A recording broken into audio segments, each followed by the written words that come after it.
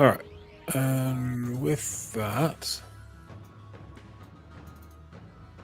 Oh, criminy, we're unprepared. Oh, well. What's the worst that could happen? Everything? Sounds good. All right. Get rid of that. Let's open this. Go over here. Clear dashboard, stream manager. Boop. All right. Cool.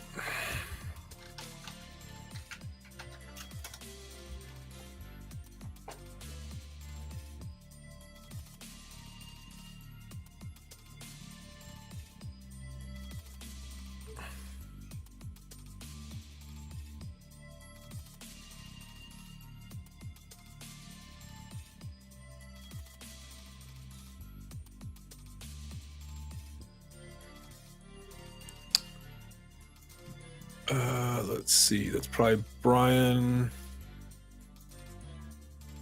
wanting to say hi. Hello?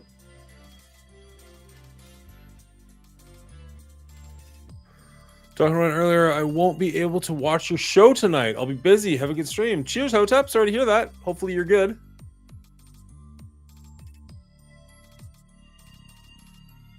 Is Run 7 live? Like he reached out to me, but... Oh, he is live. I don't know why he's not talking to me. Am I not talking to him? Did I screw up the audio somewhere? Ruh-roh. Can you guys hear me?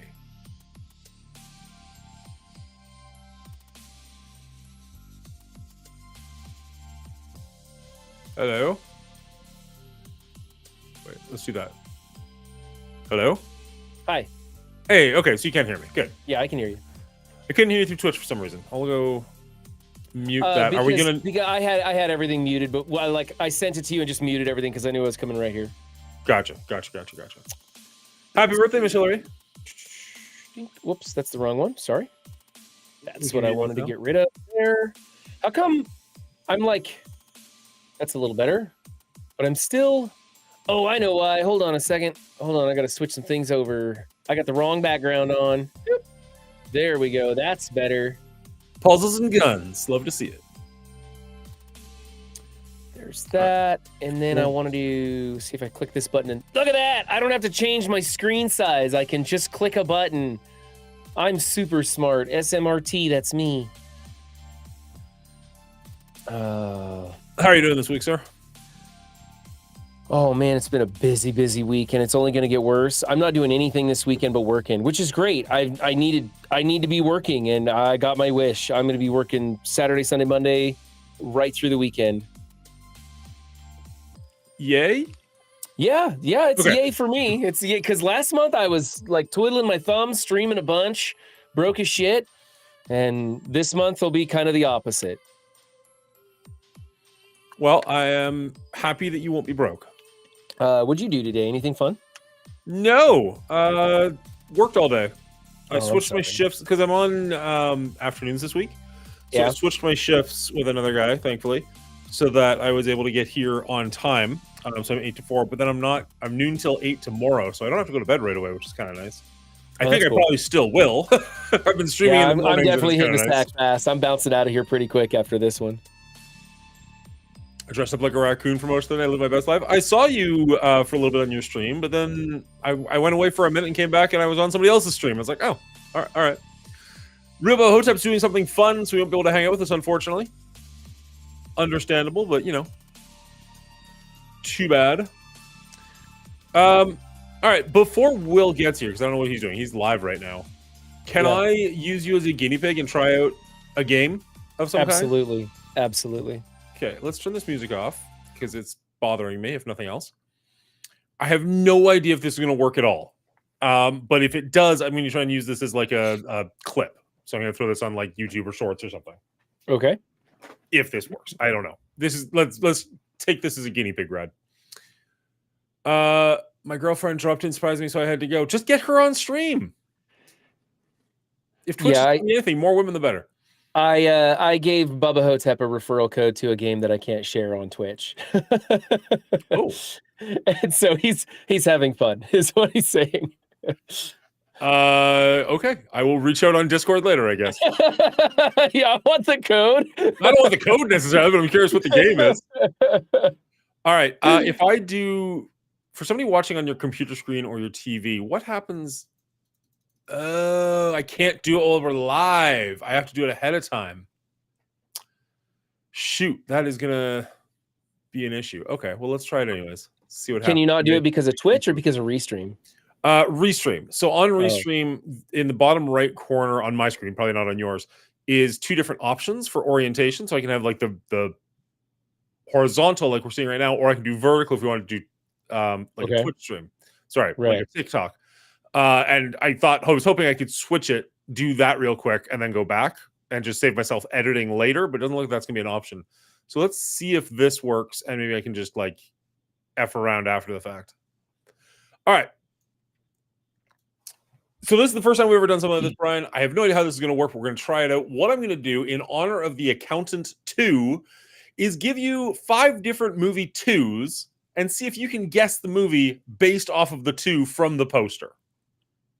Just the number 2? Just a visual 2, and I've got to guess what the sequel is, what franchise the sequel is from? That's correct. Okay. Now, this might be a little bit grainy. I apologize. It was kind of thrown together at the last second. We'll try and make this better. But for right now, Brian, we'll start off with a hopefully easy one. What movie is this based off of the 2? Back to the Future. That's correct. Started off very easy. And actually, you know what? That doesn't look that bad. A little grainy, but all things considered, not terrible. I did get rid of the arrow because I was like, that's going to really give it away. Wow, you put some effort into this. It was easy enough as is. Didn't really need to give you the extras. All right, let's go for a tougher one. I think they all get a little tougher after this. Which movie is this based off of that 2? That makes me think Too Fast, Too Furious. Damn, he's on fire, everybody. That is 2 for 2. Or is that 3 for 2? I don't know. There's 2 2s there. Well played. Well played. All right, this is going to be a short game. Let's try out our third movie 2. A little bit grainier. That's a Spider-Man 2 right there.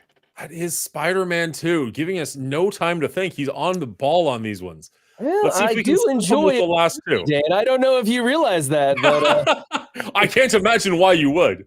This is kind of my wheelhouse. All right. I'll make it harder next week. Here we go. Our fourth movie 2. Ooh. Again, it's a little grainy, but you should know this. Based off what I know of you, you should know this. I want to say Terminator 2? Terminator 2 is correct. Wow. It's so small on every poster. It was really hard to grab without it being super, super grainy. I'm trying to get to these before chat says them because I don't want anybody to think that I'm cheating here. I appreciate that. My chat's closed because I can't have both open at the same time, so I can't see what they're saying. Hopefully they're enjoying this as much as you are. All right, last one for the week. Can you guess the movie based off this 2 alone? Oh, I know this one. What is that? Oh, what is that? Oh, a bunch of different video games are popping into my head. I'm like, no, that's not it. I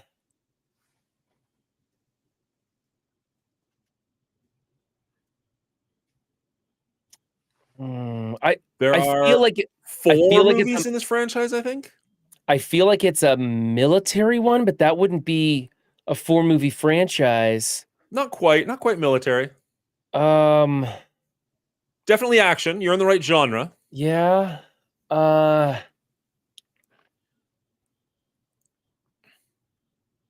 Expendables? It's not Expendables, no. Oh, I got nothing then. I don't know this one. We're looking for Bad Boys 2. Oh, Bad Boys. Okay. Not a huge fan of Bad Boys. I haven't seen the newest one. I don't think I've seen the newest one either. I think I liked 3 more than 2, but 1 is the only one that I probably will rewatch. Yeah, with regularity. Thank you on that. Yeah, that's accurate. That's accurate. All right, that was fun. I was short and sweet, but that's all I need. I'm just going to edit that down, make a short out of it. I've been wanting to do that for a little minute, but I'll find a couple of more of those. Not necessarily numbers all the time, but like scenes from movies or something. Similarity to maybe what we're talking about that week. So like next week we're doing Conjuring, right? So it's a horror movie. So maybe we can. Right. Can you guess this horror movie based off of the ghost or something? Yeah. Or the scared kid. You love kid actors. We'll do the scared kid. Absolutely. Yeah. What could go wrong? Yeah, kind of. You know what? And I we've said this ever since we watched it, but City of God has kind of set such a high bar in so many different areas that. And I don't want to spoil it because this is content for what we're going to talk about later. But there was some scenes in The Accountant too, and I was like, "Nope, City of God did that way better." I think you're comparing apples and transport trucks there. I don't know, but like, yeah, exactly. Oh, are we doing The Conjuring next? Is that the next one we're coming up with? Yeah. So this will be this week. Derp. Hey, Cleaning Agent coming with a raid of 12 viewers. Thank you so much, Cleaning Agent. Get your butt in here. You just missed out on a pretty fun little game. Should we do the same with him? Just get rid of you and see if he can match your dude, 4 out of 5? Same ones. Oh, it is. I don't have more prepared yet. Yeah, so we're going to do The Accountant 2 tonight, Conjuring 1 next week, and as of right now, we still have a head writer, so we'll be doing whatever the Patreon Thursday is, or the Patreon pick for the last Thursday of the month, and then going into more Conjuring, and I haven't got the 100% go-ahead, but I'm pretty sure Amy's going to join us for Hocus Pocus 1, if not 2, at the end of the month for Halloween.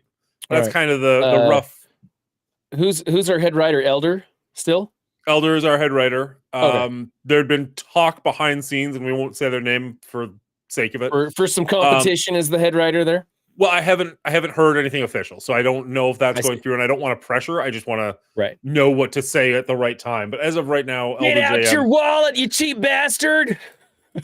I didn't say it. Actually, I will say it. F it. The anniversary is coming up in a month, and I was going to have a poster prepared, but instead I played a game for runs. So at the beginning of next month, I'm going to be having a 24-hour charity stream, and I'm actually going to have the charity go a week before and a week after on Twitch, so you can donate to the Alzheimer's Society of Canada at any time that you want, but I'll do the rewards specifically during the 24-hour stream from 8 p.m.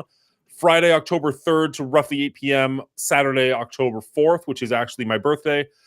Should be a really good time. Make sure you come out, support a good cause. It is not a subathon. It is a charity event. So all of the money, all the money is going to a good place. So you can feel good donating on that one. And that one I will ask for money for because it's not for me. What's your charity of choice this time around? Still Alzheimer's. It's just Alzheimer's of Canada as opposed to the Alzheimer's Society or whatever it is. Okay. It's directly connected through Twitch. So I did it last year where it was like every cent I made goes to the charity, but then it got messy because people were giving bits and donations to the charity and subs, and it was just kind of a headache. So I was talking to Will, and when he did a charity event, he just did it through Twitch. It's like, no, there's the link, you do it. And I was like, that seems much cleaner. Yeah. So Alzheimer's Society of Canada is directly on Twitch, so it just removes a bit of the middleman for me. And then everybody has no qualms of like, well, I donated. Did it get where it's supposed to go? No, it absolutely did because you put it there. No, Cleaning Agent. I didn't have camera issues. It just everything loaded right up today. So I don't know what happened. Nice. When you guys were playing Peak the other day, were you using crowd control or what were you using to have the audience interact? So I wasn't. I may have loaded that in, but I wasn't trying to do anything. I do have. Oh, what do I got? Hold on a second here. I've got a bunch of stuff. I've got crowd control. I've got chaos tricks. Okay. Something else. When I was doing redemptions for Peak, I was using chaos tricks. Chaos tricks is the one you were doing? Okay. That's the one that I got working, which took a couple minutes, but we figured it out eventually. I just downloaded crowd control because it said it had Peak and Silksong and a couple other games. I was like, okay, the last time I looked at this, it was mostly like N64 games. I'm like, I don't know how that works, but it looks like it's getting better. So I was like, I'll give it a shot. It's integrated with Twitch directly, but haven't actually tried it. I've heard good things, mixed things about both. So Chaos Tricks was just the one that I went for this time, and it worked out okay once I got it figured out. But okay. Cleaning Agent, have you been around for the last 5 minutes? Have you been watching this? No, not since I raided. Okay. So I played a little game with Brian, And if you're cool, I'd love to play a little game with you, and then I can kind of. I'm hoping to make a TikTok out of it. I'm not going to lie. That's the end goal. That's the goal. Okay. That's the goal. Okay. So I'm going to get rid of Run. He already played, and see how you do. I'm He gonna got let 4 you out know of 5. right now, Clean. None of them are Pee-wee's Playhouse. Just letting you know. That's the only thing I know anything about. Yeah, that's okay. Goodbye, Brian. Get rid of that guy. All All right. right. Yeah. All right. Because we're doing the Accountant 2 on our rating, I figured let's play a little game involving the number 2. So I'm going to show you 5 images of 2s from movie posters. You have to guess the movie based off of the number 2. Okay. All right. Now, they're a little bit grainy, and I do apologize for that, but hopefully you'll figure it out. We'll start off with a hopefully really easy one. What is the movie that this 2 Back comes to the from? Future. That would be Back to the Future. Well done. Part 2. I did edit the part 2 out because I figured that'd be just a little too obvious. That one's already pretty easy. You know what? If that's the only one I get, I'm okay with that. There you go. I'm sure I have more confidence in you than that, but we'll see. All right. Second movie, number 2. What do you think? Oh, no. I recognize it. I definitely recognize this. What is this? That is the question. Oh no, I'm gonna hate myself as soon as No, you you reveal won't. this. You absolutely will not be mad at yourself for not knowing this one. I guarantee it. Oh no, what is it? For some reason, it's just like sticking out to me. Maybe I'll be like completely off, but I would bet you've seen the poster. I'm not confident you've seen the movie. Oh, okay. I don't know. Maybe you have. I like that. So we haven't done it on our rating. Not yet.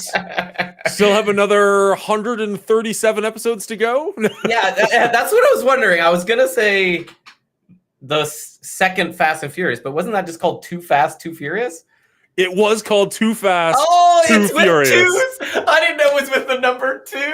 Oh yeah, no, they put those on Front Street. Fate of the Furious, Furious 5. They're going for broke. That's so brutal.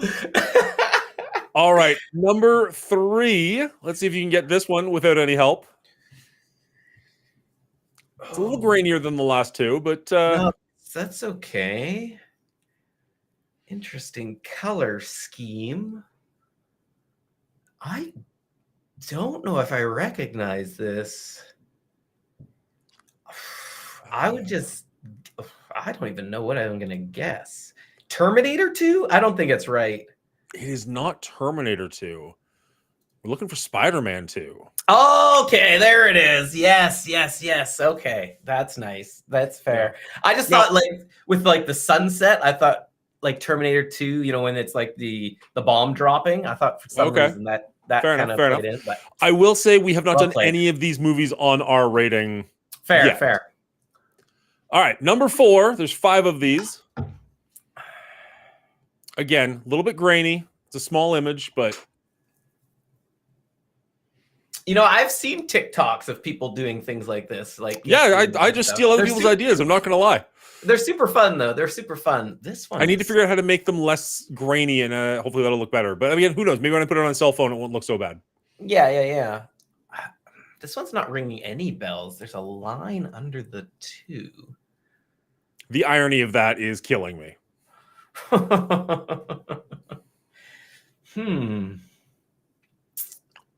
I'm not sure what this could be. I'm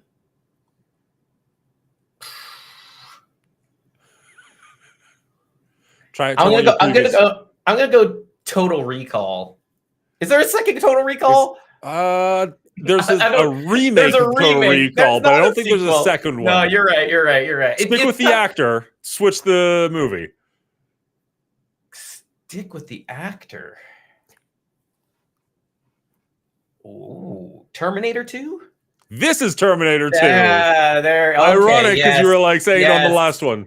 Yeah, not the Holocaust-looking photo that you were hoping it would be. It's much darker. Yeah. All right. Motorbike. So here is the last one. This is the only one Brian didn't get. Let's see if you can best him in this one. Your 5th movie 2.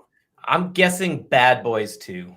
Well played. That is Bad Boys 2. Yeah. The only one Brian didn't miss, and you nailed it. Good job. Yeah. Well, what did I get? 3 out of 5, maybe? If that. I think two. I think two. Two for sure. Two for Two sure. for yeah. sure. He got No, 4 to be out of 5. fair. Didn't No, you to get be fair. No. He gave me some hints. Spider-Man? I missed Spider-Man and He missed Spider-Man. He got Terminator 2 eventually.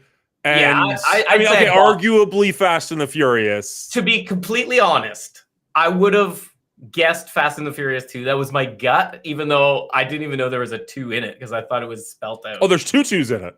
I know, it's so ridiculous. But I was a hesitant 3 out of 5, unfortunately. All right. I liked that. I mean, I'm That's absolutely super fun. stealing that from TikTok, but I like that. I'm going to maybe do that going forward. Have that as a little opening game, use that for shorts or whatnot. I'll try and make the pictures a little bit nicer. There is a way to do restream as a vertical, but unfortunately you can't do it while you're already live. Oh, I see. You have to So- switch it. Yeah. Yeah, which is fine. Like I'll try editing it after the fact and see if we can make that work. But yeah, that was fun.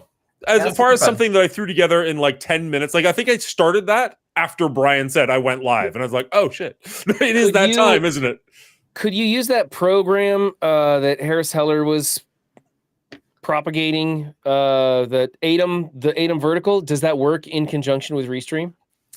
It doesn't. I know work it pulls a with lot of Restream. processing power. If I could steal you guys randomly, like Right. not right now, I could do it super easy in OBS. Yeah. But on Restream, I guess even technically I could do it on Restream super easily. If we went live like that and then shut down that and went format. live Yeah. You can just vertically, it's just unfortunate you can't switch halfway through. It probably messes with the audience's viewpoint, but Yeah. for me it'd be easy. yeah. If you have something, just shoot me a message and we'll find time to jump I on. mean that took fun. all of what 20 seconds. Yeah, it's super fun. It's quick. Yeah. I could have like 5 of those made up and just hey Will, you got 5 minutes and No, Boom, that was boom, cool. boom, boom. I like that. cool. We need to get more, warm up stuff for clips and shorts and stuff. That'd be pretty good. Yeah, I've been doing a lot more shorts and TikToks on my gaming channel, and they've been doing pretty well. I mean, well for my channel, well for my size at least. So I'd love to Hey, start take doing what that a you little can bit more with the movie stream. What's up, We've Joey just Everett? hit My 150 subscribers, which is not a terrible milestone. Quarter So of the Dan- way there. Dan, are you streaming live to YouTube as well? Because my YouTube viewers are not getting shared via the stream share thing. I am. Yes, I'm on TikTok. TikTok. No, I'm not. That's a lie. I'm on Twitch, Kick, and YouTube right now. Right. Because Kick is really bringing in the money for you, I'm sure. Oh yeah, no, it's killing it over there. I'm pretty sure you tried out Kick and just haven't gotten around to deleting it yet. It's just on. Six It's- months, I was like, I'm still streaming to Kick. It's one of those things where like it's set up enough that it costs me literally nothing to be Yeah. live over there. Right. It Yeah. costs So, you like, nothing to be live over there. So The you might as second they well. send me a thing being like, "Hey, you need to update this," be like, deleted.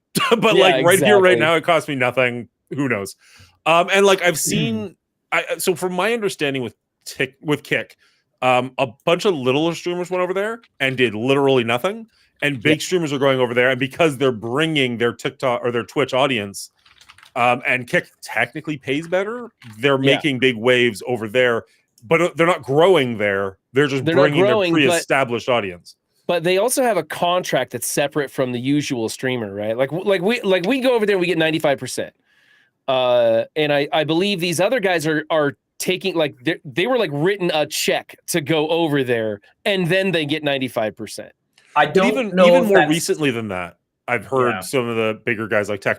Tectone, Nutty even, and I think Nutty Asmon went have over all to been Kick? saying like, yeah, I didn't know that. I don't know if Twitch he's- banned him, and he said, "All right, well, let's Oh, start that's exploring." right. That's Yeah. right. I don't think he's I there don't- exclusively. Yeah, I but- don't think so. Yeah, but I don't, and I also don't know how much people are getting paid to switch platforms anymore. I think that's kind of I think that was when an they first outdated started. practice. Yeah, I think it's Yeah, an outdated yeah, when practice. Because I don't think it first did did it, they were anything doing it. for Kick.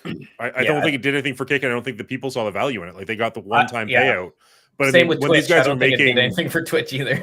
Sure, but I mean, like, I don't know about Nutty, but like, Asmon Gold is making like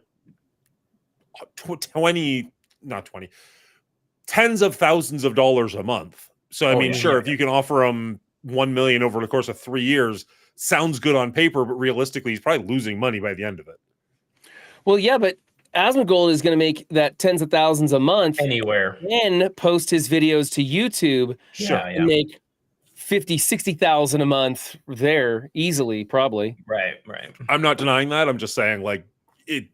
You get to a point where money probably doesn't help so much as like I'd rather just have the viewership and the active audience. Yeah.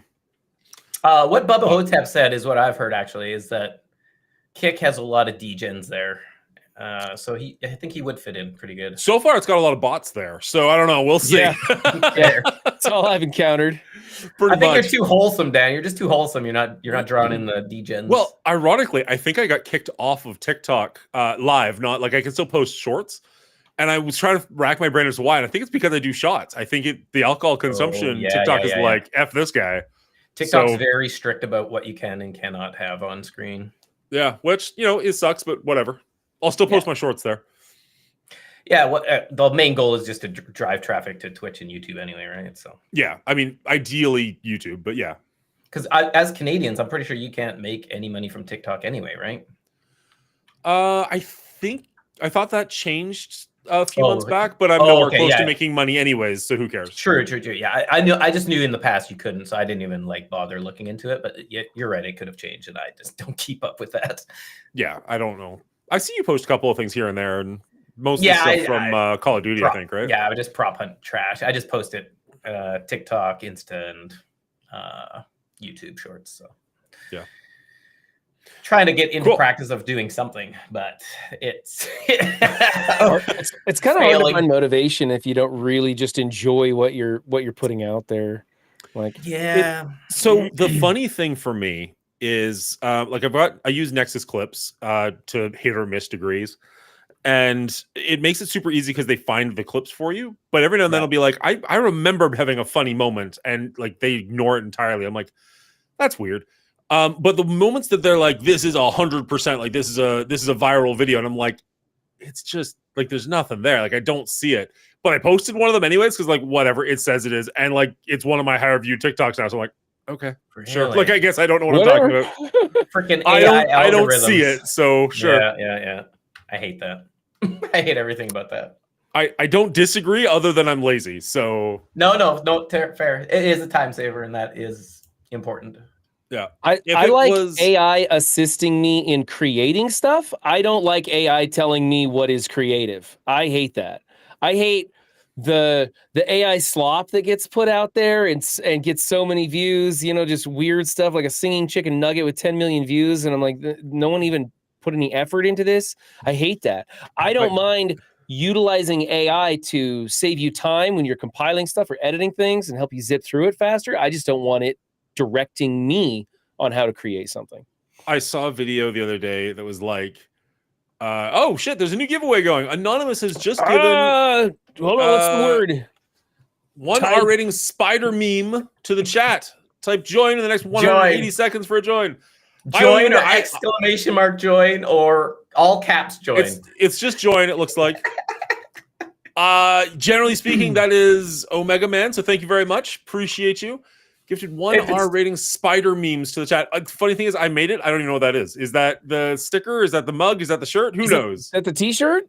It's the image. I know the image. I just don't know what product it is.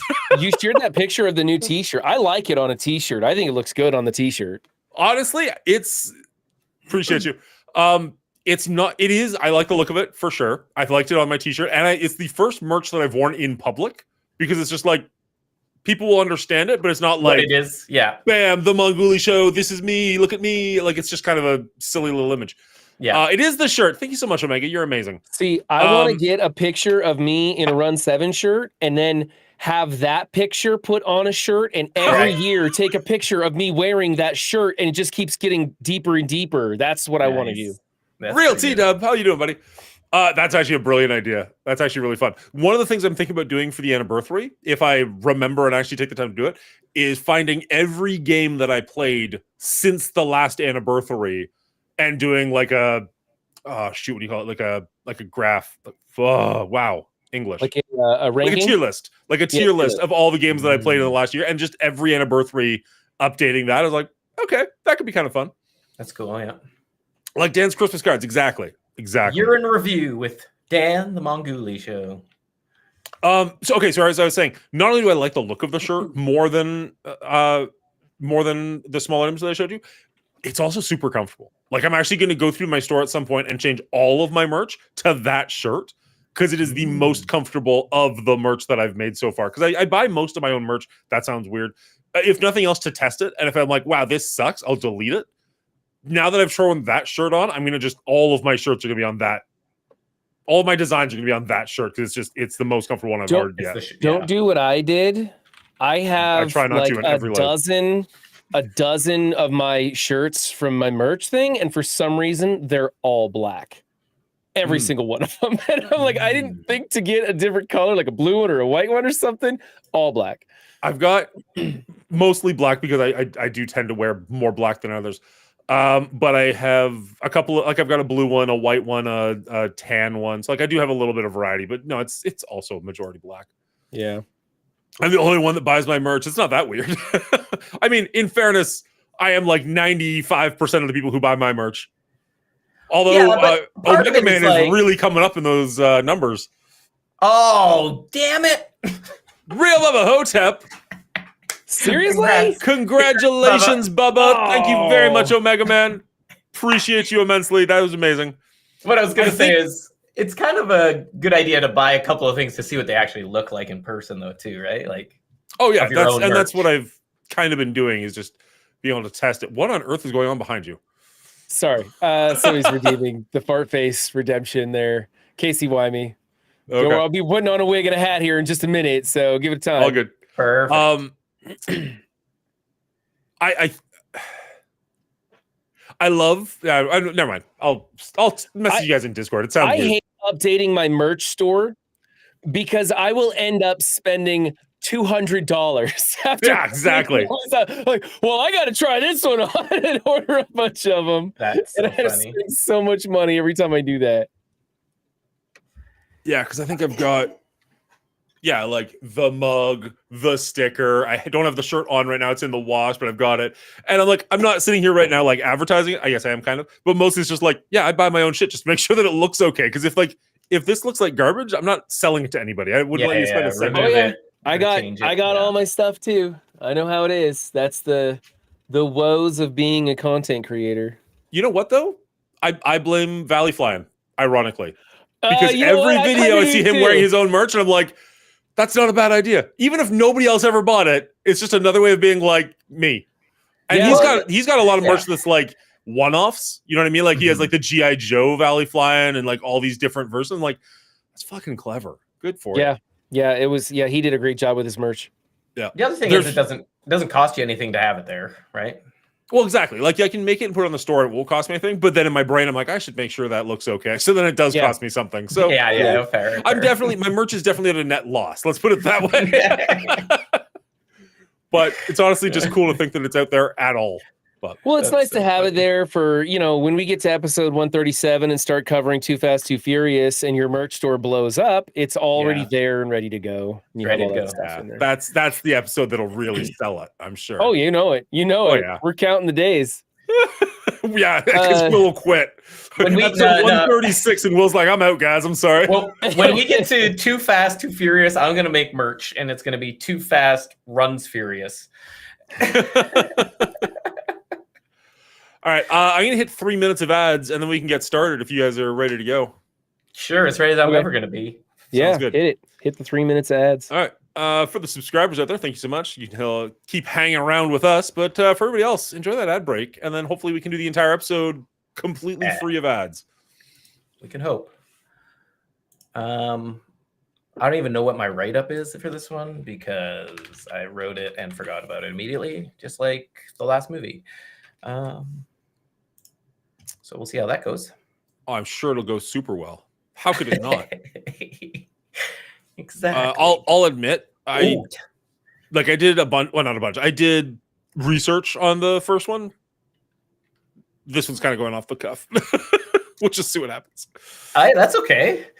I didn't do that much research on this one just because. Just because. Yep. Yeah, I feel you. Yeah, I didn't bother doing any research. Well, I never do research, but yeah, okay, let's. But yeah, this. You know what? I don't know. I got some things to say about this one this time. I came into it Save it. trying to be more positive and Save it. open-minded and just letting stuff slide off and trying to have a little bit more. Save it.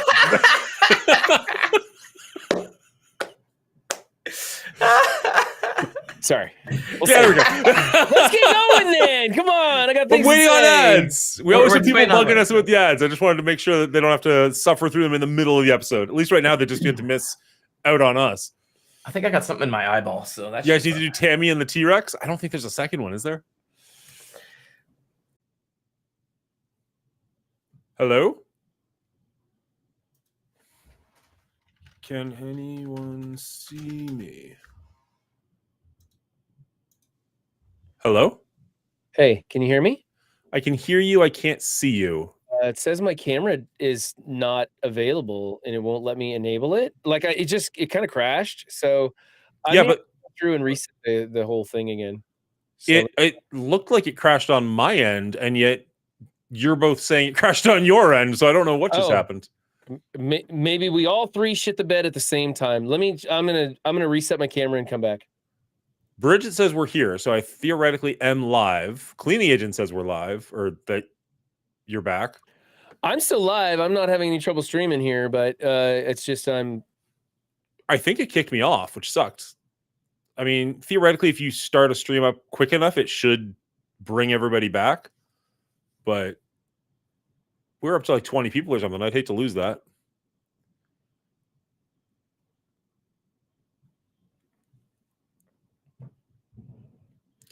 Seems like restream crashed. Will, are you able to get back in here or no?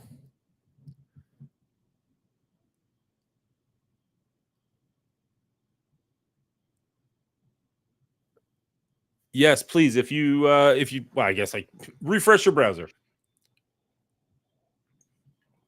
Oh, Brian's back and he's got a camera. all right. Yeah, I just reset it like I always do, and it worked again. I don't know what I'll that. take it. And Will's back and has a camera.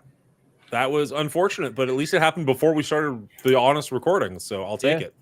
Yeah, good timing. Good timing. And not during the giveaway. So, like, kind of the best of both worlds. It was during ads. Like, nobody missed anything. It's fine. Yeah. There are people who are watching ads, didn't even know there was an issue. Yeah, it seems like it had to have been. I thought like my internet went down because that's happened in the past. But then once Mhm. everything went down, it must have been a restream crash. It must have, but that's unfortunate. Hopefully, we can make it the next 45 minutes without that. Will, did you have to reset your camera that time? Because I had to get back on. I just had to close the whole thing down and then Oh. reopen the window, and it seemed to work okay. Cool. All right.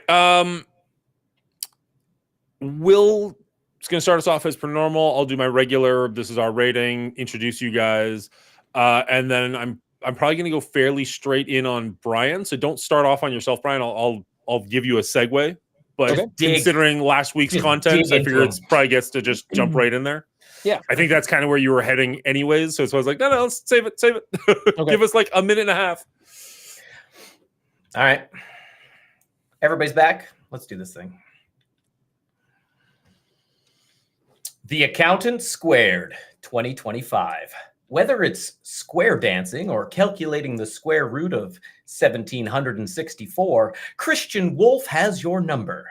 But when the odds are heavily stacked against him, he calls in the only backup he can count on, his brother.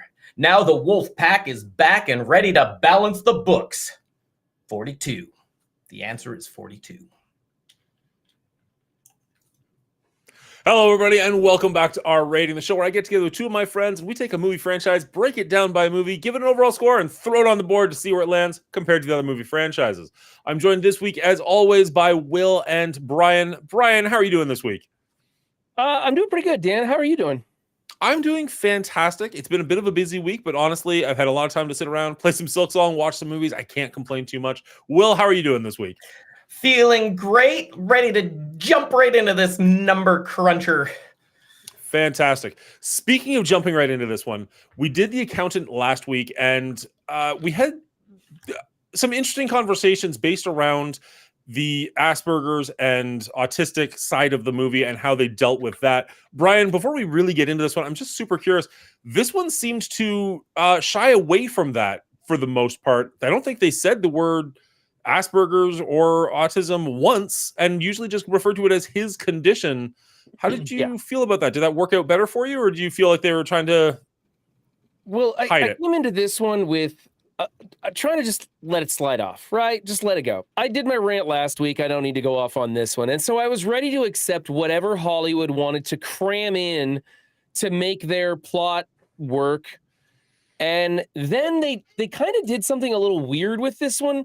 They like tried to pivot their characters a little bit and try to like change sort of the details about the conditions that the different people, because we had multiple different people with conditions in this one, and they were kind of like changing it to more of a condition where you could be hyper fixated on something and learn it super fast. And I'm not really sure how accurate at all that is, but that's where they kind of pitched it. And I was like, wait a minute. I was ready to just go with they're autistic and they can do these things. And instead the movie was kind of spinning it a little bit.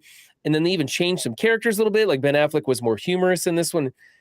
And I was just like, man, I was so prepared for you guys to go one way. And then you like twisted it and it caught me off guard. I did end up getting my feet back under me later in the film, though. So did you like that twist, though? The fact they changed the characters a little bit and kind of got away from it a bit? I wasn't ready for it.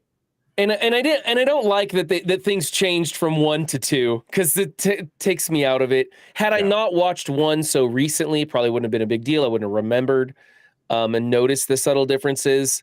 So for me, no, I didn't like it, but I don't think it's going to be a big deal for most people. Fair enough. I was looking into the first movie last week and stumbled into a Reddit rabbit hole where people were talking about this movie and the voice that Ben Affleck is using in this movie.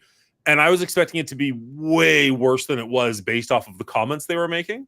So maybe because I was prepared for it to be awful, it didn't bother me that much. Although it was still kind of that, like, why did he develop this accent in the last 3 years or whatever it is? Yeah. 8 years, I guess it is.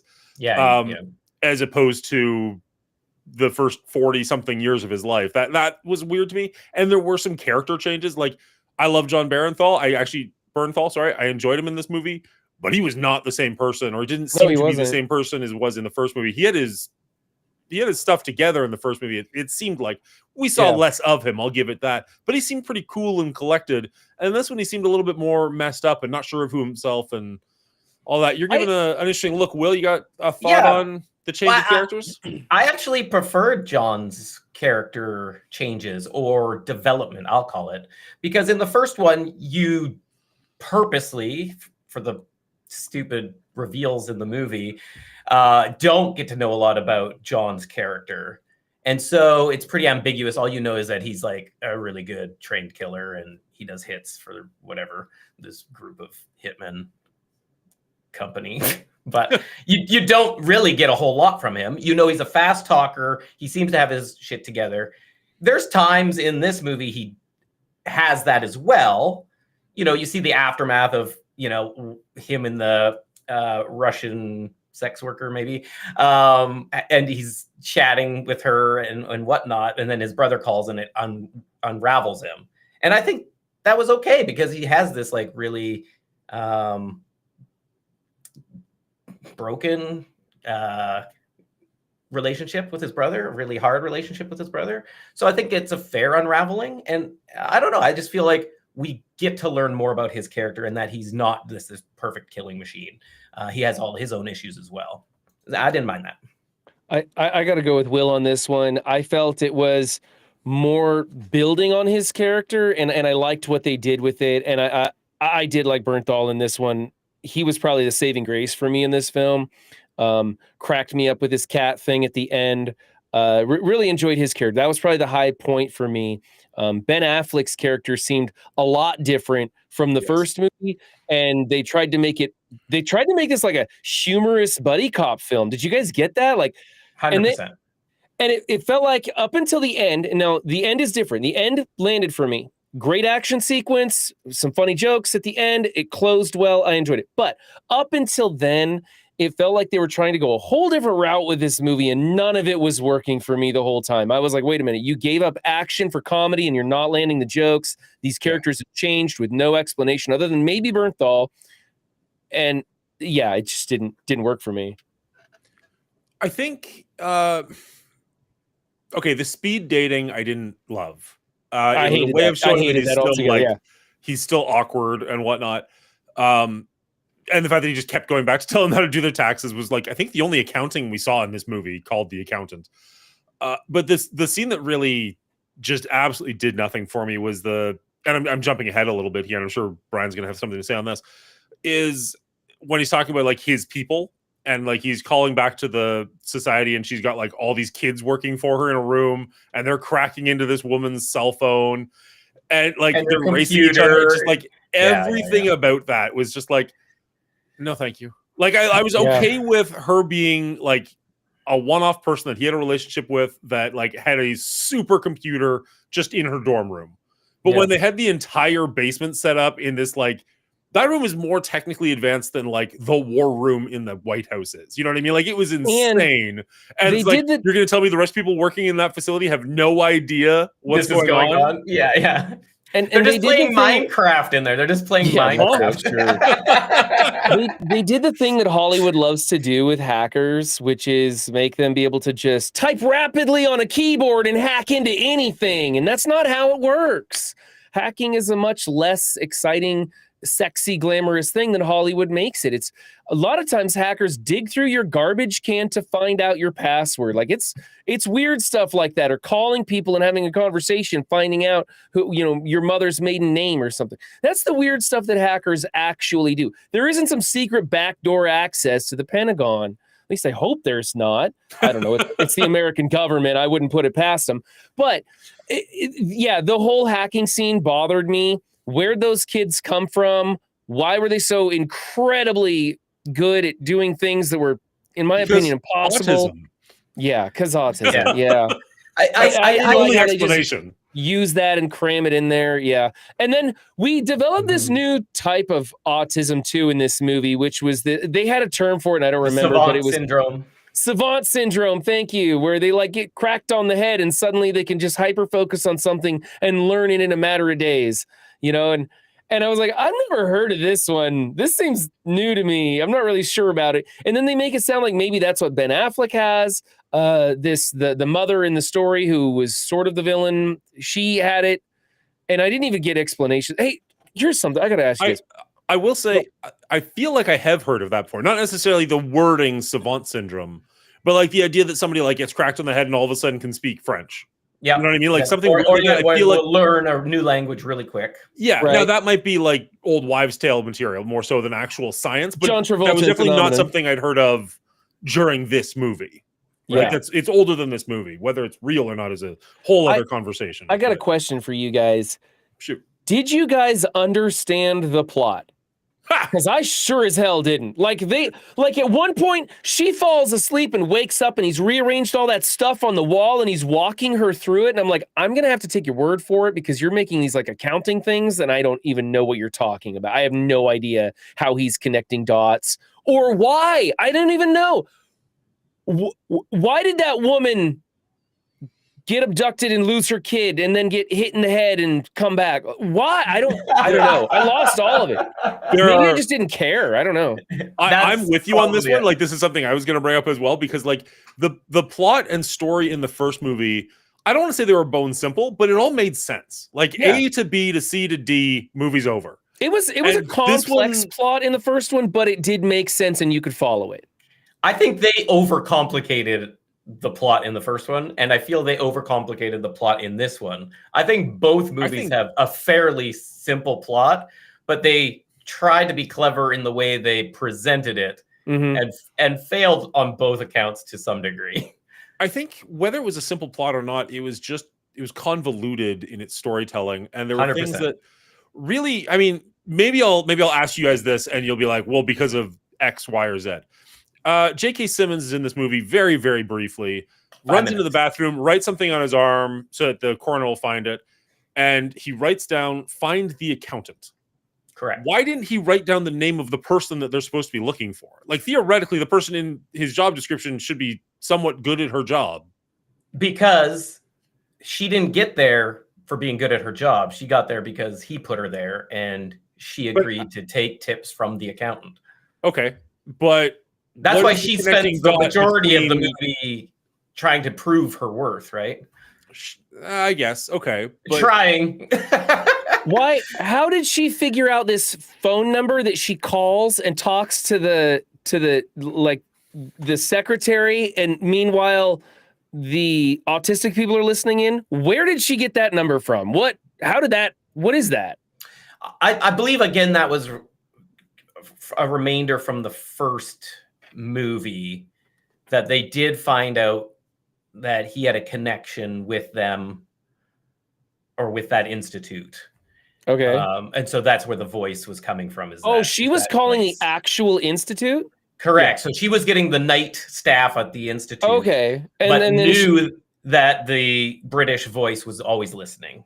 Okay. I didn't quite catch that. I thought she was literally calling like some random number. right. And they're all of like a cleaning agent's, not a clean. Thank you. Of like a cleaning, of like some sort of like telemarketing agency or something, and just talking to the secretary, knowing that they'd be listening. I'm like, where did this number come from? Honestly, it kind of reminded me of 13 Monkeys, if you guys have ever seen that.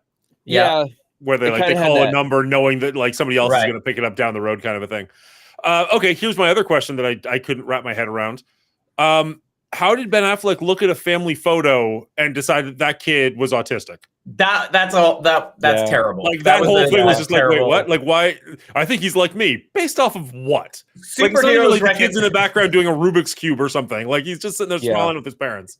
That's one of those things that I was just like, I'm not even going to worry about it. This is just one of those things Hollywood wants to just steal this horrible situation that so many young people and adults have to deal with, and they're going to make an action flick out of it. Yeah. So I ranted about it last week. I'm going to let it go. That was one of those things I saw that I'm like, that's terrible. Recognize superheroes. That's it. Superheroes recognize superheroes.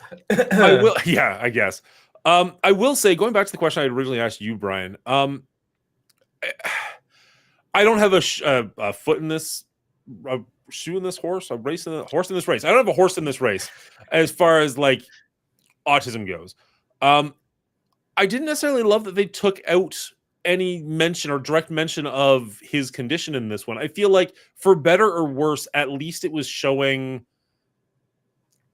some form of autism, some form of representation in the first movie. And we had a pretty good discussion about that in last week's episode, and actually after last week's episode in the post game. I don't feel like any of that's present in this one. And I don't know if that was because like they were going for ambiguity is what they were doing. It almost feels like they kicked the hornet's nest and then were scared, and so they tried to back off while still having the sequel. Yes, exactly. And it felt like they were even pivoting and trying to make other things work, so it explained it a little bit better, because like general autism, you're not going to end up with Ben Affleck. We talked about that before. Yeah. You know, maybe you'll end up with Ben Affleck in real life, but you're not going to end up with his character in this movie. And so it bothered me a lot last week. I was going to let all this go, and then like you said, I walk in and they've changed things. They're approaching it differently, and then I was like, what? Pick one, go with it, you know? Honestly, between his voice and the way he was acting, and now admittedly, it's been a long time since I've seen this movie, it almost seemed more like he was being Forrest Gump than he was being Christian Wolf. Yeah. Like it kind of seemed like a pretty drastic change. And I didn't necessarily dislike it once I settled into, okay, this is what this movie is. Mm-hmm. Like as far as his direction in this movie, it's okay.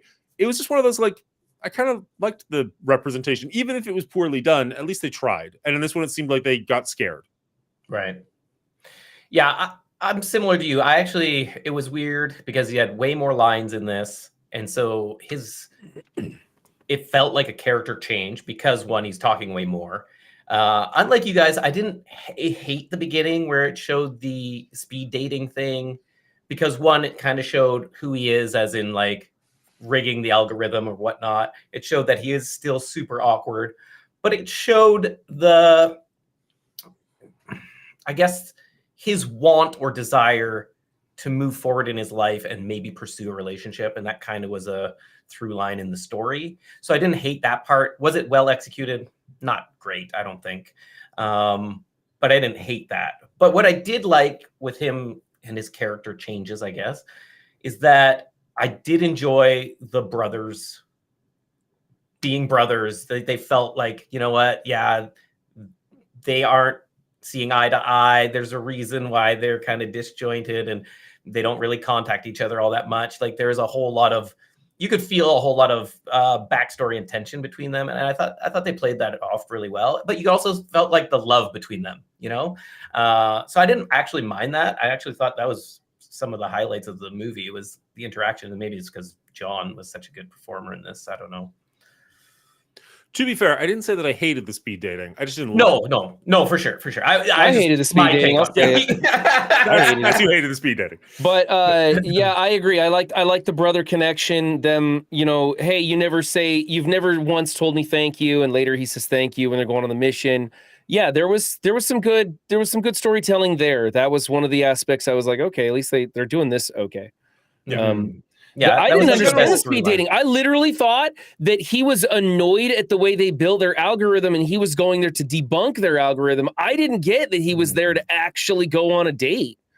Yeah, no, he was actually trying to take full advantage of the algorithm to get the most chance at getting or finding a person of interest, right? Or falling in love. But then once they all met him, they're like, oh, this guy's totally not what we thought he was. It seemed like they looked at him and was like, ooh, and got all wet and then ran after him. And then he opened his mouth and it was a done deal. Dry as the desert at the end of the movie. Yeah. What is it they say that a woman knows within the first 6 seconds that she's going to go to bed with you or not? The rest is just you staying out of your own way. Right. I didn't really think of this until just now, but in the first movie, Anna Kendrick is all about him, but then he leaves her to keep her safe because, like, oh, it won't work between us, and somebody's trying to kill you. Mm-hmm. And then in this movie, if he's looking for a date anyways, he's already got a foot in the door with her.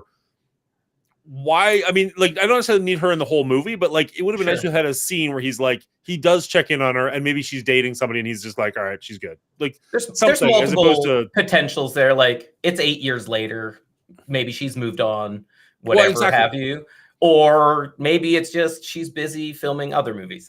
Like, it could be a multiple of things. Literally, they could have just had like a photograph of the two of them, like, on a date or something, and he just like looks at it fondly and then walks away from it. Like, they tried, it didn't work out, something like that. Where they don't even need to have her in the film. They could just have a mention of her. That would have been, I think there were opportunities there, but yeah, probably not the budget. This might also only be an issue to us because we watched this in such close succession. Right. Because 8 years later, if you're watching this movie, again, Dan forgot half the movie in 4 days, so I don't know if it would. But I did remember Anna Kendrick was in it, so I wish I forgot the whole movie in 4 days.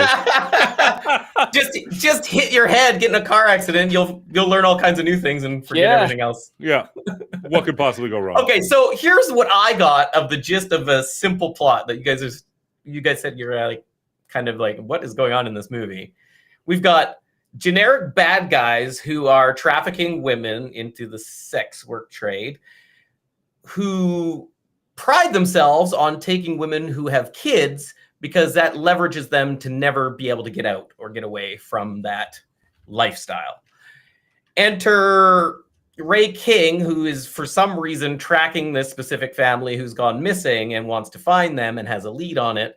He gets offed, but he calls in the accountant because he knows if anybody can follow through and solve this, it's him. Then the accountant finds out that the son has autism and is like, I'm all in. And then we find out the woman who was in the sex working somehow tried to escape, got hit by a car, and then became a professional killer without any memory of her family until the very end. In which case, she still didn't care. Exactly. She didn't even care at the end. Like, it's up in the air. She took the photo and then she ripped it up, so it was like so weird. Well, it's like she's definitely like, no, I'm out of this. Like, this is not I felt my like she life was anymore. ripping herself. Like, it was a specific tear where it put her husband and son on one side and her on the other. I think that to me that symbolizes she's removing herself from that part of her life, though, right? Right. Yeah. But I mean, also, it's just super weird to me that was the choice after taking the picture. Like, she's like thinking about it. I don't know. It was an odd choice at the end, but anyway, that's the story I got. I was sad we didn't get to see her actually kill the guy. She gets up and grabs her knife and walks after him, and that was all I saw. Yeah. And I was kind of, I mean, it didn't need to happen. You know what happens, but kind of for that, like, little bit of relief, you kind of wanted to be able to see her take her revenge, and it never happened.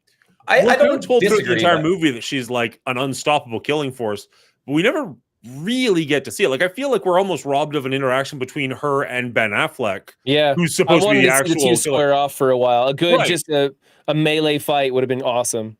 And one of Yeah. the scenes that kind of bothered me, like, again, when she is going to kill Mary Beth Medina, and she's in her house, and Mary Beth kind of gets the jump on her for a second, you're pretty confident it's not going to go well because we've been told this is an unstoppable killing machine.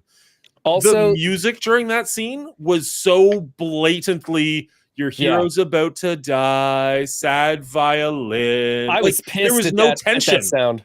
Right, like that actually bothered me. Like most of the time when we're talking about these, like I'll talk about the music and like, oh, it's amazing, it's really triumphant, or I didn't really notice it. This is one that stood out in a negative way for me. And I went to watch this movie separately, so I saw this scene twice, and both times I'm just like, you are really choreographing that Mary Beth has no chance in this fight when this could be a very tense moment where you're not sure, because we do see her get the jump on her. We do see that she could be in control of this fight, and she does hold her own well enough for the first little bit. But she's going to die because the music's so sad. And you're just like, oh, that was a poor choice, I thought. Well, and she ended up living, actually. So it was kind of like they're trying to make us think that she's going to die. And she actually did live.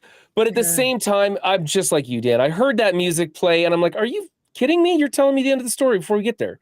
Yeah. And I didn't like that. I didn't like that at all. I think that they should have queued that music up after she got stabbed. Oh, yeah. And then you'd be thinking, oh, she's going to die. But then she actually kind of pulls through. And also, I hate when the good guy comes up to the bad guy, or the bad guy comes up to the good guy with a gun to the head, and they're like, "Don't move!" And then the person with the gun to their head steps to the side and grabs the gun every single time. I hate that. Give me a better transition of how that character gets out of that situation. I'm sick and tired of that Hollywood switcheroo thing.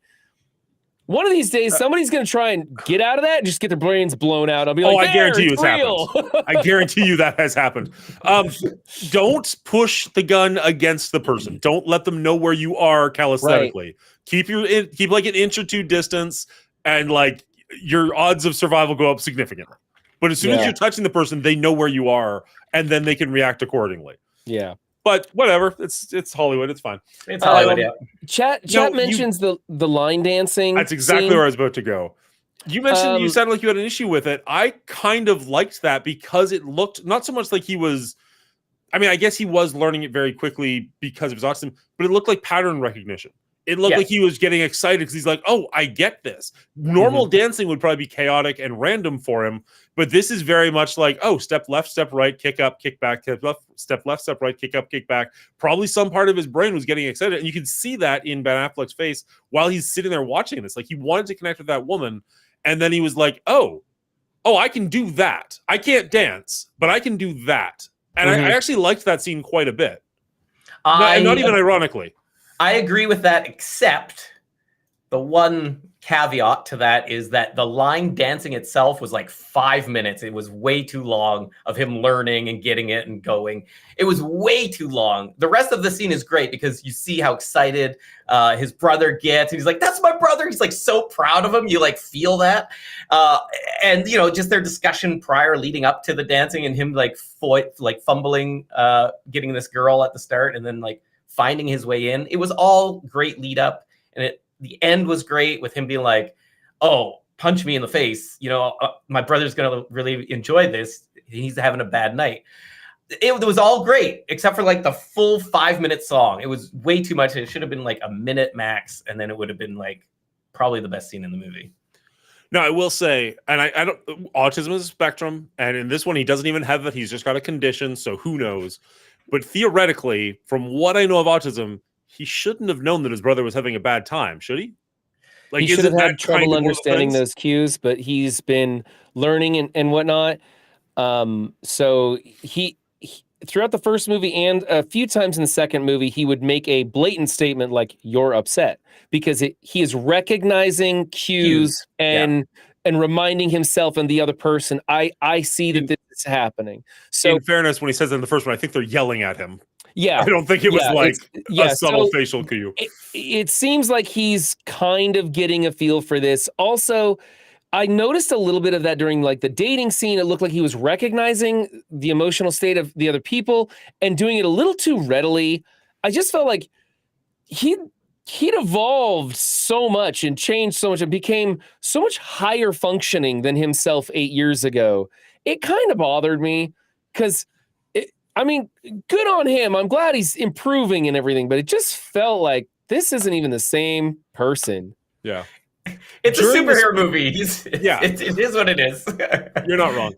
During the speed dating section, I almost got the impression, whether this is decent acting or just me reading too much into it, like he could tell that they weren't interested, but he couldn't stop himself because he started telling them about the accounting issue they were having, and he had to, because he likes to finish puzzles. Not that we saw any of that in this movie. Yeah, he had to finish telling them about how to save on their taxes, even though he could recognize, I've lost you entirely. Like, you have no interest in what I'm saying. Or telling them, like, oh, yeah, finding true love or love at first sight is, like, mathematically impossible. And then they're, like, clearly completely devastated. And he's like, oh, okay, I see. You don't like that. That's good. Yeah, That's good. there was one puzzle that he did solve, which wasn't exactly an accounting puzzle, but they made it into an accounting puzzle, which was Agent Medina, whatever her name was, had the pictures on the wall with all the stuff, and she fell asleep.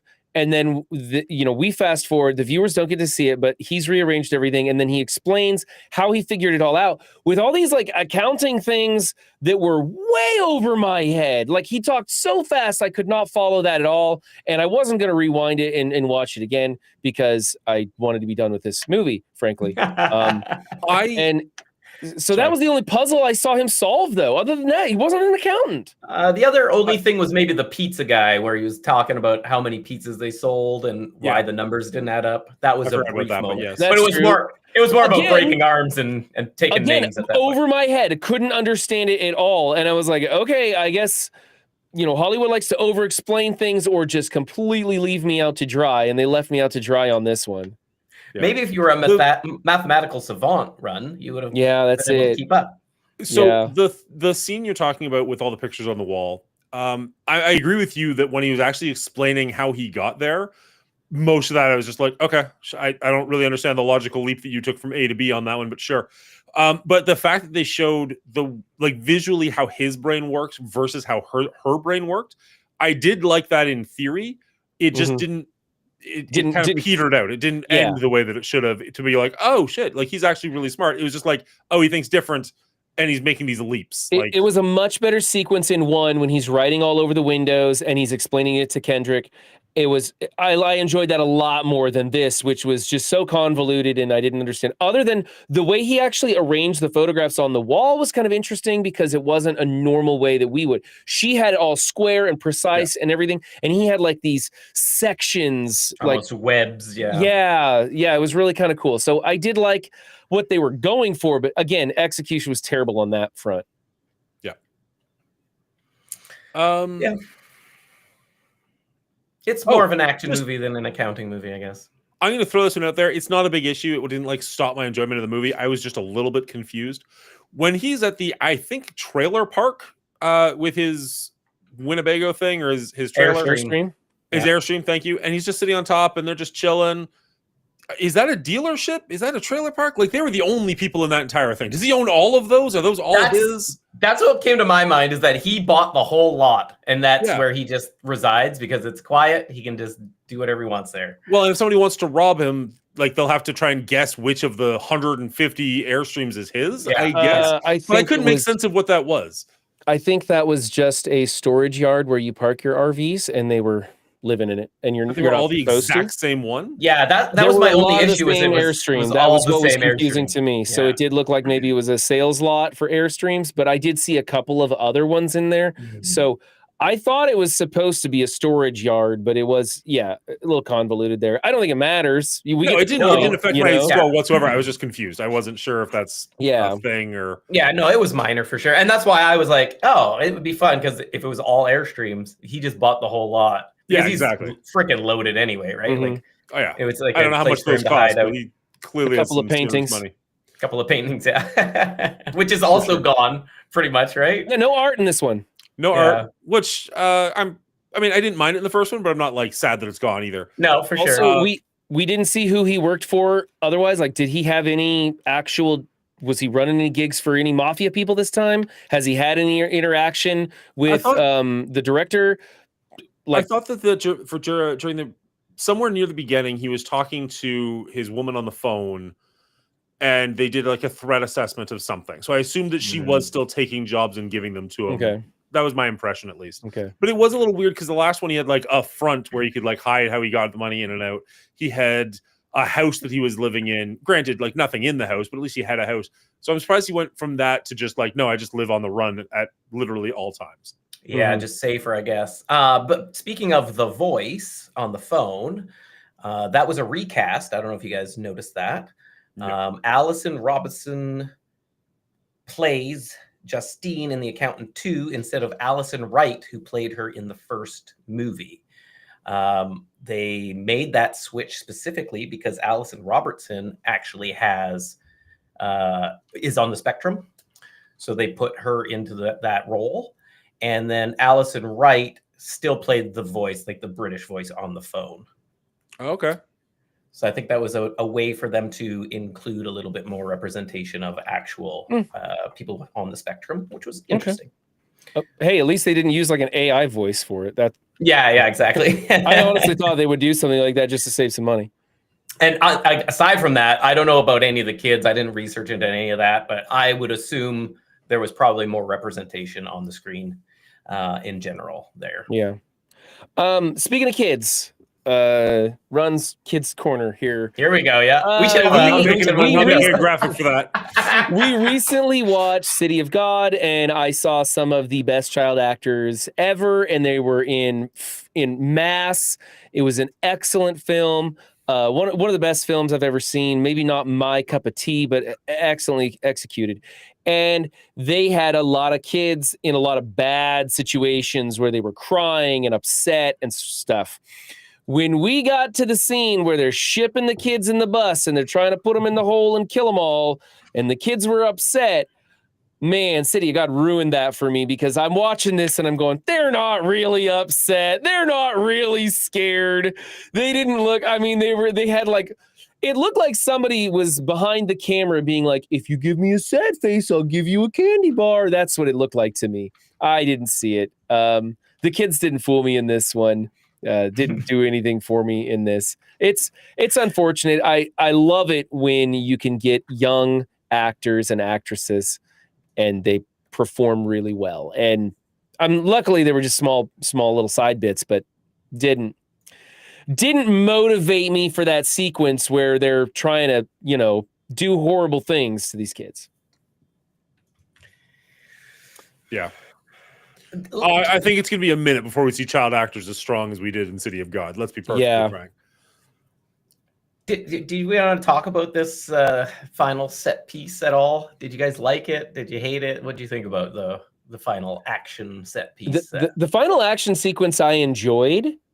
I thought it was a little bit over the top, but I was like, that's okay. It's the final one. 2 guys taking on half an army. Right. No children harmed in the making of this film or in the story. But it was fun. It was intense. I liked them driving in. Funny how no one can hit the driver when the good guys are behind the wheel, but whatever. It was fun and I enjoyed it. And then to top it off, they had some good ambiance, some good music afterwards, some humorous release after all of that. And so, like I said, I think this movie closed well. Dan, what about yourself? It was fine. Like I didn't feel any tension to it. Like it was just people getting shot. Was not concerned for Ben Affleck or Jon Bernthal at any point. Maybe a bit more worried for the kids. But even then, it's like it doesn't seem likely that they're gonna at the very least show, like maybe they'll hint that the kids are in danger. Yeah. They're not likely to show that many kids getting wiped out. As far as the bad guys go, like, I don't know, if somebody's chasing you with guns, I wouldn't worry about getting the kids into the mass grave. I might have just like drove the bus off a cliff and jumped out or something. Exactly.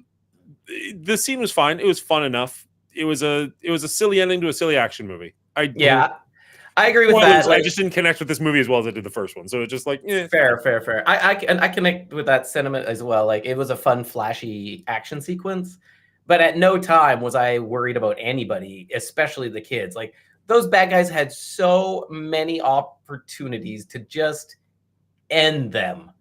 Yeah. So many. And they just didn't. Like these guys, they're supposed to be such bad people. Like they talk about sex trafficking and kidnapping these children, and they're living in an encampment. Like these are horrendous bad guys they set up in this movie, but they just turn out to be generic nobody, nothing burger trash. Like they're just no good at their jobs. Like there's no way any of this should have gone down the way it did. And so that took it out for me. But as far as like, oh yeah, popcorn action, it was a pretty fun scene for sure. I really liked how Bernthal ran out of ammo. He's got like one bullet left, jumps up, shoots the guy, runs and clubs another guy, gets in close with the pistol, holds the pistol into his vest and takes a couple rounds into his vest. He takes some hits. Yeah, I was like, that's cool. That was a cool little sequence. He didn't even stutter step, taking like 4mm rounds right over the hard plate. But that would take you out. Okay. So 2 questions about the vest. One, why were they wearing baby gap vests? Like those things weren't covering anything. And just 2, lightweight, like, fast-moving tactical armor. Yeah. My understanding of Kevlar is it's good for like one shot at best. Those and that guy took like 3 in a row in the exact same location. I'm like, I don't think you're making it, bud. Like, I don't think you're just walking away from that one. I'm pretty sure that one's for your When heart. you see him helping him get the vest off, they're solid plate. They're solid plate ones. And yeah, Kevlar, you couldn't put 3 rounds in the same spot in a Kevlar. You'd break through. Yeah. Either way, though, metal plate or not, if you're taking 5 rounds in the chest, you're out. Like you're out of the fight. That's like somebody swinging a sledgehammer into that metal plate 3 times in a row. Is what it's going to feel like. It's action movie science, so it doesn't matter. At absolute least, you're breaking a rib or something. Oh, yeah. You're ass. I said at least. Cool as hell to do that. Yeah. You know? It did look good. I'll give you that it looked good. Yeah, it was fun. It was fun. But honestly, did you guys think that the action sequences prior to that were any good? Because I thought they were crap up till that. So I kept thinking they tried to do the comedy skits too much, and they weren't landing the jokes. And the action sequences, I don't know. Maybe I just watched this movie in too many chunks, and I broke it up the wrong way. I don't know. I didn't like the action sequences before. So most of the action sequences up until that were pretty short little bursts of action. Like you've got him beating up the pizza guy, which was fine. You had the sniper taking the witness out, which I actually thought was pretty cool. I'm not sure about the logistics of it, but it was a cool enough scene. You had the fight between Medina and Anais, which I thought was actually pretty good, except for the music. With J.K. Simmons, that was okay, but you didn't get to see a lot there. Again, she takes out some people, and we don't get to see it. That's kind of the thing, though. It's a lot of small action sequences. That's the only big action sequence that I can think of, at very least.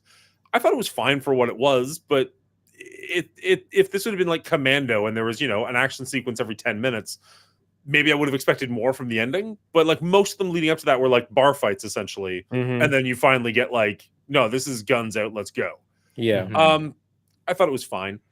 The issue with this movie was it felt like they were trying to build up the right-hand man, but I never felt like they got there.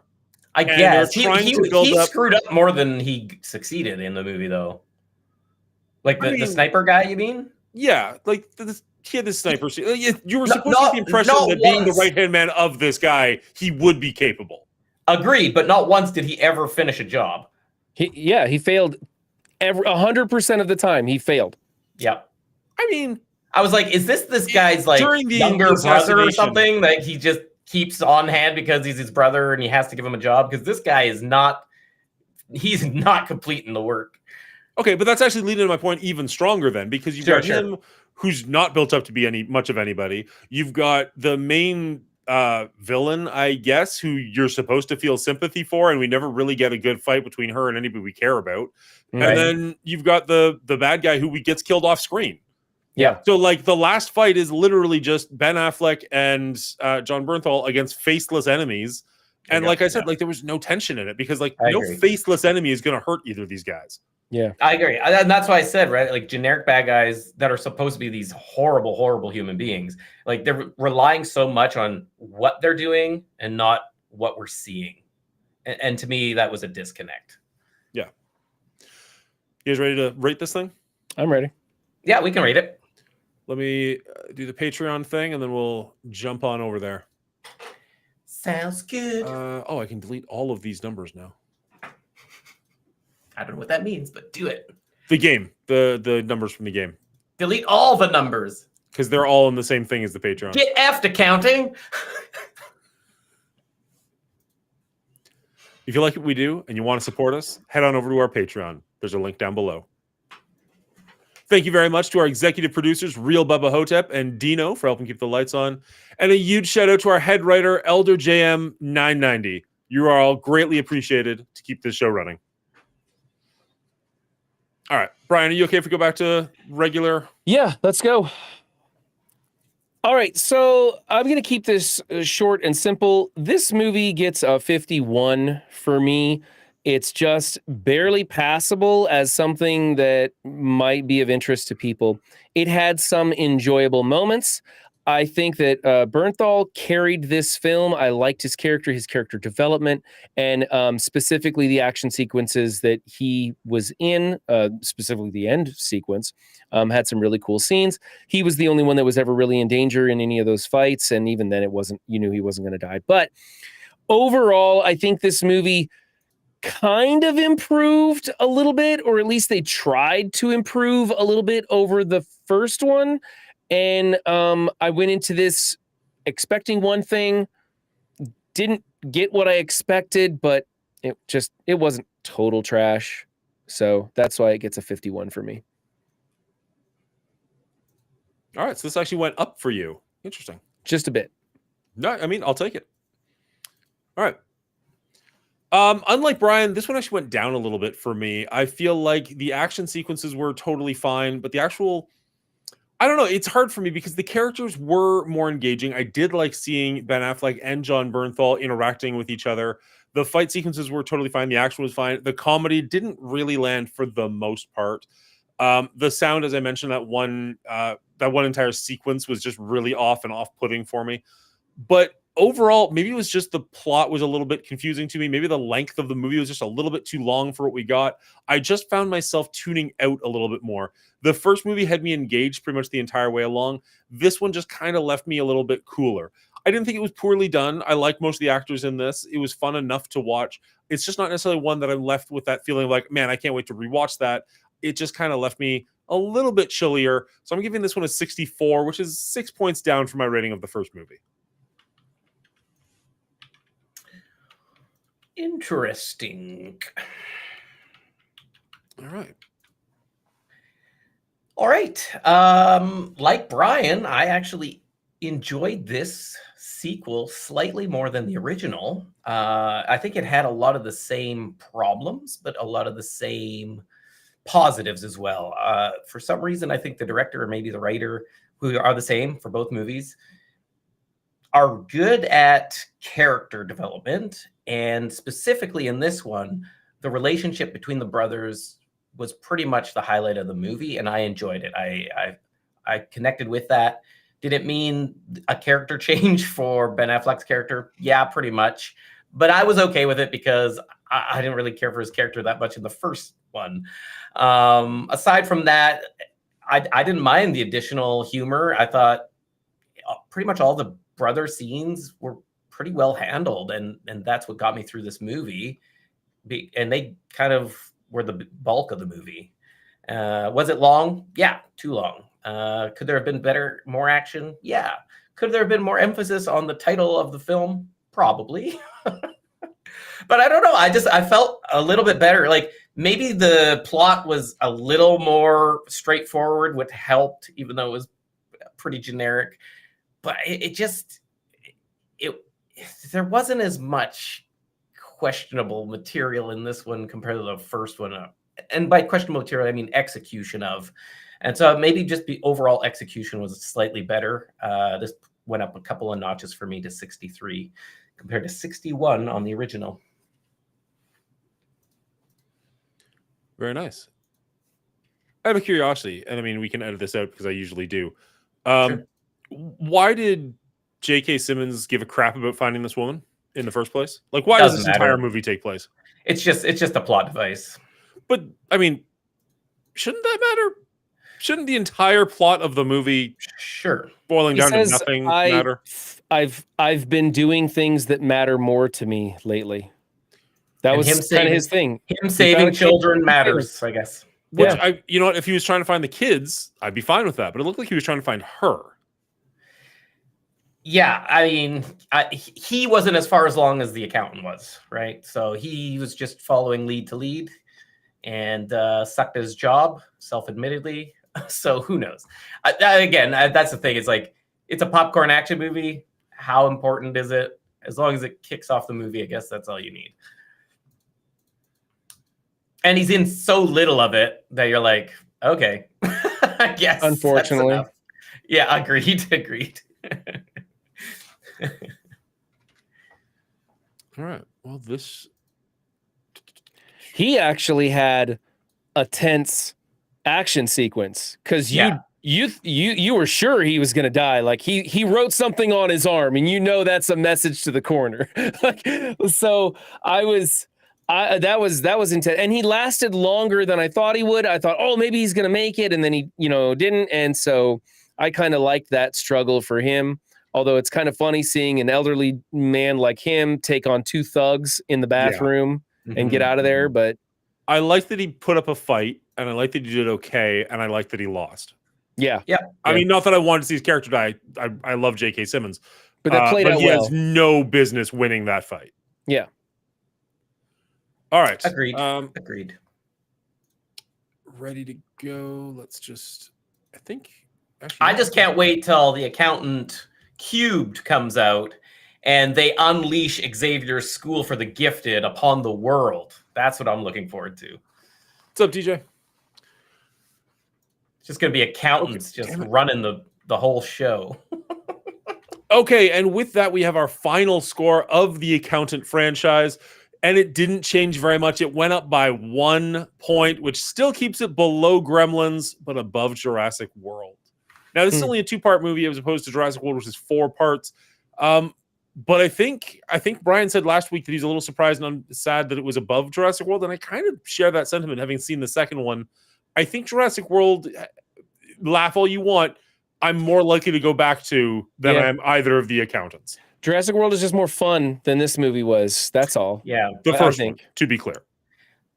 The problem the first is Jurassic World. yeah, the problem is with all franchises, the more movies you make, the higher chance you have to fall. And that's what happened here. That's a classic case of that's why Jurassic World as a whole is lower than The Accountant, just because it has more. Wait till The Accountant Cube comes out and we'll drop that right down under. I was just about to ask, though, because this movie went up for both of you. Do you have any interest in Accountant 3, or were you only watching this because of this show and you'll never see them again? No, as we've stated before, anything under a 65, I would pass on in general. Yeah. I haven't changed my mind on that at all for this movie. Yeah, I think anything under 50 is unwatchable for me, is something that I would tell people, I would recommend people go away from. That's why I gave this one a 51, because it has some redeeming aspects. And if you're interested in these actors and some gunfights, then just go watch ahead. Netflix's The Punisher, get your fill of John. Yeah, you're going to be better off there with The Punisher for sure. Yeah, exactly. But that's a pretty good cutoff right there, actually. Here's a good question though. If you were to, roll a dice, flip a coin, whatever, draw a number out of a hat, and you were going to draw one of the Lost World movies, or you were going to draw out one of these Accountant movies, which hat would you rather reach into? Not knowing which film you're going to get, which hat would you rather reach into? For me, I'm going to reach into Jurassic World. Yeah, I would reach into Jurassic World, but that's again a preference to fun dinosaur movies. Yeah, right. But if you're watching by myself, if you're a bigger fan of action movies, like lots of people just love action movies, they would probably reach for The Accountant. Mm-hmm. I was gonna say it might matter if I'm watching, because if I'm watching by myself, I might choose The Accountant, whereas if I'm watching with my kids, I might Jurassic. But realistically, no, I think I'm probably just getting more fun with Jurassic. Period. Yeah. Affleck was the bomb in Phantom. I'll hate myself either way, but when are you guys doing Die Hard? Probably at Christmas. I was gonna say that same thing. Yeah, probably around Christmas. All right. Give me 1 second to do the outro, and then we can just chill, or you can run off, or whatever you got to do. Sounds good. All right, and that is our rating of The Accountant 2. But what's yours? Let us know down in the comments below. I'd love to hear from you. We record this live over at twitch.tv/The Mongolian Show, so you can head over there. We record this live over at twitch.tv/The Mongolian Show on Thursday nights, so you can head over there and hit the follow button if you want to hang out with us live. Or if you made it this far in the video, make sure to hit like and subscribe so that I see you in the next one. Not the cleanest, but it'll work. So I've had a hankering for some like horror and scary movies. So I am stoked to go into The Conjuring. I'm stoked to be away from The Accountant, but I'm even more stoked to go into The Conjuring. That's good. I don't know anything about The Conjuring, but is it circling around a child? Like, is that? I don't know. Actually, I don't know a lot about The Conjuring either. They like putting kids in horror movies, so absolutely. There's definitely. I know it's related to Annabelle and the Nun. Like it's in the same. Yeah, it's in the same sphere? universe. Same universe. I think I've seen one of the Conjuring movies. I don't remember which one, and I remember it was like a demon possessed doll or wardrobe or something like that, and they're like trying to do like a quasi exorcist thing on it or seance kind of thing. The Perrons and their 5 daughters have recently moved into a secluded farmhouse. So yeah, there we go. We got kids. We got some kid actors for you, Brian. Okay. All right. Hey, I'm way more optimistic about child actors since meeting you two and going through these movies. We've talked about it a lot, and I realized that maybe I just had this like thing stuck in my head where I was so against them. But you guys have opened up the world of youthful cinema to me, and I have found many, many representations of good child actors, so I don't bag on them too much anymore. I'm just particular in which ones I will give praise to. That's fair. That's fair. So far, just Brazilians. Yeah, pretty much. Pretty much. The children living in the worst, most deplorable situations ever, and genuinely scared for their life or a toothache. Those are the ones I'm going to be rooting for. Mm-hmm. Yeah, we got to get those Brazilian kids to like do like a romance or something. Then we'll see how good of actors they are. Yeah, shoot them in the foot. Oh, I know what that's like. Yeah, cool. I can act that. Take them out of their element. I don't know. Yikes. That's crazy. So it sounds like chat's a little bit torn on what it sounds like somebody's describing Sinister, saying this is based off like supernatural hunters. I didn't think that's what this was. I thought this was more just like a haunted house kind of a thing. Now I haven't seen it, so I could be completely. I thought the husband and wife came in to do like a seance or reading or spiritual cleansing of the house or something. I mean, that would make sense with the title Conjuring. It's based on like real people, right? Faust says it's based on Ed and Lauren Warranty. Yeah, I think it's based on real people. Faust who don't actually offer one on their seance readings. Well, we'll find out. I'm sure I'll not only watch that movie I have to watch the movie this week, but I'm sure I'll look into it a little bit of behind the scenes and come at it with more knowledge than I have now, which is literally zero. So, yeah, I mean, I'm looking forward to it. It's a change of pace, which I always like, changing up the genre a little bit. So, yeah. I don't know if I'll be as excited when we're 4 movies deep, but we'll see how it goes. Well, and we're kind of like hoping that the 4th one's in streaming services by the time we get there. Yeah, we'll figure it out. Elder JM, if you're in chat, you don't have to tell us, but do you know what you're thinking of for the end of the month? For the Patreon pick? Oh, right. They also investigated the Amity House. Matt Rife just bought their haunted room. Of Cursed Object House? Nice. Weird. Yeah, I'm kind of curious what Elder's going to throw at us because he is the head writer. He is the new head writer. So, he can do whatever he wants. Kind of whatever he says goes for now. Mm-hmm. I mean, the last one he threw at us, we all unanimously really liked. So he's got it really cut out for him because, like, does he try and top that, or does he go the opposite direction and just give us the 2 sides of the spectrum? Like, here's City of God and The Room. Enjoy. He's got it. He says he's got it partially figured out. So he's probably got a couple of ideas in the air there. Just got to land on one. I'm terrified to get into the Nightmare on Elm Street, Casey Wyme. Not only because I've only ever seen the very first one, and that was kind of enough for me. Just because it's like 38 movies long, and it's like, oh god, we'll be here forever. That might be one where just by necessity we have to just do it in like 1 week or something. I'd be curious though to see Dan's take on the originals and then when they recast in the reboot and their take on Freddy in the reboot. So I have seen the original and I have seen the reboot, and I've not seen 2 through 74. Because in the reboot, he really did molest the children. Okay. And in the original, he was accused of it wrongfully, and that's why he wanted to get his revenge on the townspeople. But in the reboot, he really was molesting children, which makes him, in that movie, a villain that I don't like, and I don't want. It's just pure evil. I can't ever root for. But in the Did you like originals, you him? can kind of root for him, you know? Or you Was he understand killing more bad kids? why. You understand more why he's doing it. I don't remember either one of them very well. I can technically say that I've seen them, but in the original one, are you supposed to be sympathetic for Freddy and he's killing bad kids? I didn't Not get that necessarily impression. I don't remember sympathetic, that. but okay, so who's the lowest of class in the prison system? Probably Pedophiles. going to be the pedophiles, right? 100%. Yeah. So it's not a character that you care for at all in any way, shape, or form. Whereas In the when he was reboot, yeah. wrongfully accused, Will's right. You can connect with him a little bit better and understand them a little bit more. Just gives in the a little more reboot, depth to the character in general, right? Yeah. Which is always nice to see a bad guy with depth as far as that goes in a For sure. horror movie. But I'll always take a Magneto over a Joker. Sure. Right. And in this one, when you find out that he really did molest the children, suddenly you feel bad for even watching this film. Like, I don't even want to give the character credit in any way, shape, or form. I don't know. It didn't sit well with me the way they did the reboot. That's fair.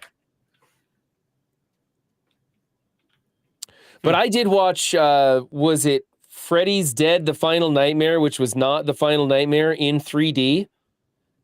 And you anytime they went into the dream world, you'd put on your 3D glasses because like the demons flying around in the dream world would be, swarming in off the screen. So only parts of the movie were in 3D? Only parts of the movie were in 3D. Yeah, it was really bad. It was so bad. That's unfortunate. The kid gets killed by a Q-tip. It was pretty bad. I've heard the third one is actually pretty good. Like, I've heard that's kind of like the peak of the series, but I don't know. I didn't get there. I can't remember them. Dream Warriors, I think it was called. Who Yeah, knows? Dream Warriors is I hear that a lot. I don't know if it's good or not. So, okay. I don't know. Guess we'll find out. Yeah. But hey, All right, that's going to be it for me. I'm going to bounce out of here, guys. I was about to say, next week we're going to be doing The Conjuring, so make sure you check that one out before then. But other than that, I think I'm going to sign off pretty now as well. Brian, you have a wonderful night. Thank you so much for stopping by. It's always a pleasure. And are you going to be live at all over the weekend? You said you're doing an awful lot of housework, or not housework. You're doing a lot of lawn work and stuff. I have a lot. I've had some realtors call me, and they want me to drive all over northern Texas and repair things, and it pays real good money. So I'm taking the next 4 days to just do nothing but work. And so you won't see me streaming. Probably next time you see me, it'll probably be R rating. That'll be it. My kids want me to do a kids stream, but I'm not going to have enough time to do that. So it'll probably be waiting before I get back. All right. Well, you have a fantastic week, and we'll see you next Thursday. All right. Thanks, guys. Will, you're going to be live tomorrow night for a Friends Friday, but I think you said you were going live. You're doing an IRL. What are you up to? No, I did my IRL on Tuesday. Damn it! Oh, I was trying so hard to pretend like I cared. No, you were in the ballpark at least, so that's appreciated. Yeah, no, tomorrow's Friends Friday. I don't know what we're gonna do. People have been requesting some more 7 Days to Die, so that might come into play. We'll see. We'll see who's available and who wants to play what. Sounds good. Sounds good. I work late tomorrow, and I don't know what the family will be up to, so I would assume I'm going to do stuff with them. But I also would be very interested in getting into some 7 Days to Die or some Peak.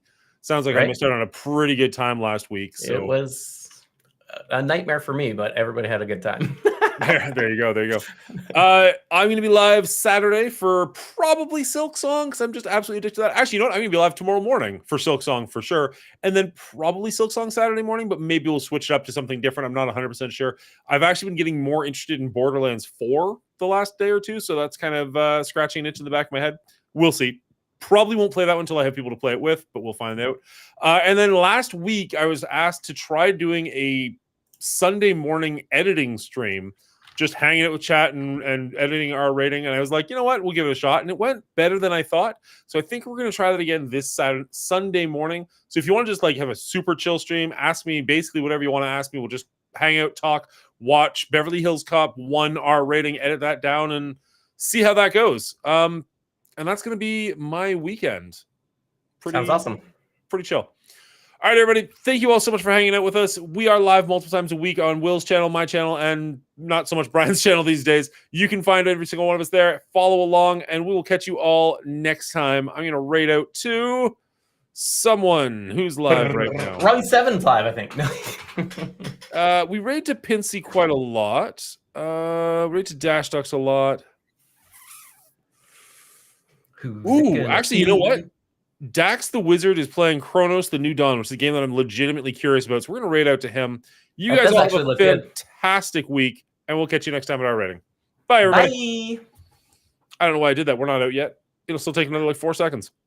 Bye-bye. Chronos looks good, actually. You know what? Legitimately, somebody sent me that in chat, and I was like, yeah, I could see myself playing. Is it the demo that's out, or is the game out? I believe the full game came out, but unfortunately, it came out the same day as Silk Song, so nobody talked about it. Yeah. It kind of sucked up all the oxygen in the room. But anyways, that's something I'm curious about. So yeah, I saw a streamer like playing it a little bit, and I was like, okay, it looks interesting. A little bit slower paced, but kind of fun. Yeah, it might be an off-air game for me. Could be, yeah. All right, cheers, everybody.